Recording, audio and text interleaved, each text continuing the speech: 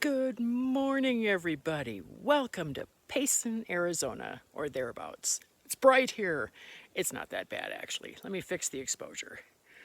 Boom! Once I'm out of the shot, you can see that is the rim. It's about 8,000 feet high, give or take. It's a big plateau. Here's the name of it. Pronounce it how you will. There it is. Mogollon, something. They say it so fast and it just doesn't sound like it's spelled. But it is a topographical and geological feature cutting across the northern half of the U.S. state of Arizona. Runs approximately 200 miles, starting in northern Yavapai County and running eastward, ending near the border with New Mexico. It forms the southern edge of the Colorado Plateau. And that's where all the nomads like to hang out in the summertime, because at that elevation it's nice and cool up there. I mean, it's not so bad here right now.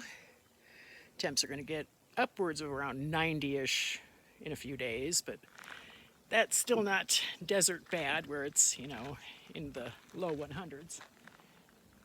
Isn't that beautiful? I'm going to get my butt up there one of these days. But on this trip, hey, I'm just kind of relaxing.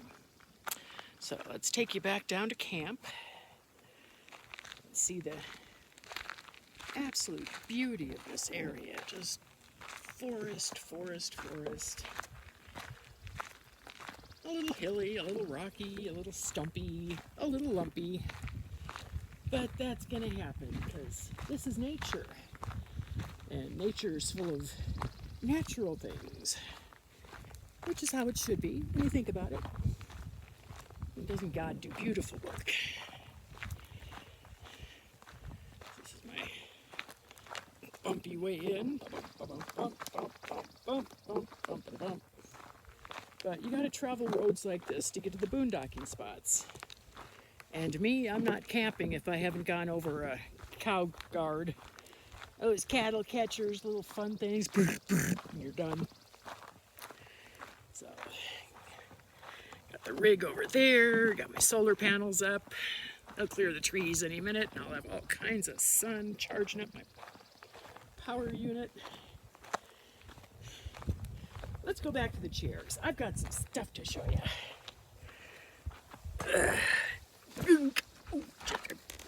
Phone. Hi. Okay, notes here. So one of the neat things about camping is the stuff you find all over the place. When I pulled in, the first thing I found was a rib bone. Thinking, oh, somebody likes their big ribs, because it is obviously human cut. You can see the saw marks on there. So this was not a kill, it was somebody's dinner. That doesn't count.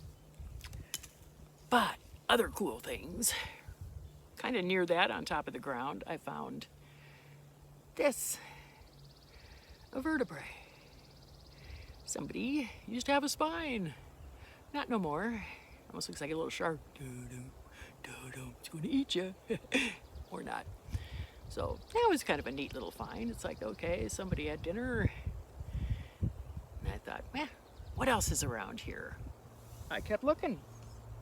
I found this. I had to excavate this. It's just part of it was sticking out of the ground, but I knew it wasn't a rock. Something much bigger got eaten here. Look at the size of that bad boy. That was a large, large animal. That's just one vertebrae. Neat though. I mean, you can see where the spine goes through, and where the blood vessels and nerves and stuff probably ran. I don't know. I'm not a biologist or an anythingologist. I never even played one on TV.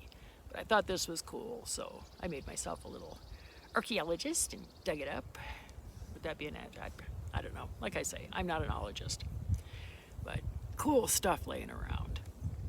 Which only backs up what I've been seeing all over the ground here. Tracks, lots and lots of tracks. Great big hoof tracks, like elk. I'm guessing, because there's big piles of great big deer poo, and I figure elks are like great big deer, so it's got to be an elk. And then right behind those tracks, and sometimes overlapping them, are big paw prints. Great big pads on these bad boys. So something huge was chasing something else huge through this camp. Since the last rain, because the edges of the prints still have rough areas. They haven't been smoothed out by more rain coming in and filling it in and washing it out. So it hasn't been that long ago that things were up here running around trying to kill each other. Oh, yay! I don't know. I figure I'm safe. Sure, I taste like chicken, but they don't know that. So, yeah.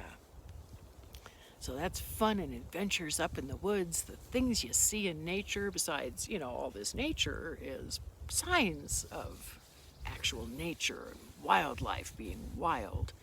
Kill or be killed, you gotta eat. So I think that's neat. And I've seen lots of really pretty birds, a couple of squirrels, had a cow wandering behind me the other day. Well, it had to be yesterday because that's when I got up here. So since it's a trail, because the cow seems pretty familiar with it and very casual, I figure maybe elk will be familiar with it too. So hoping that I see something stroll by, even if I don't get it with my camera. I just want to see it, out in the wild. Wildlife, not in a zoo. So that'll be neat.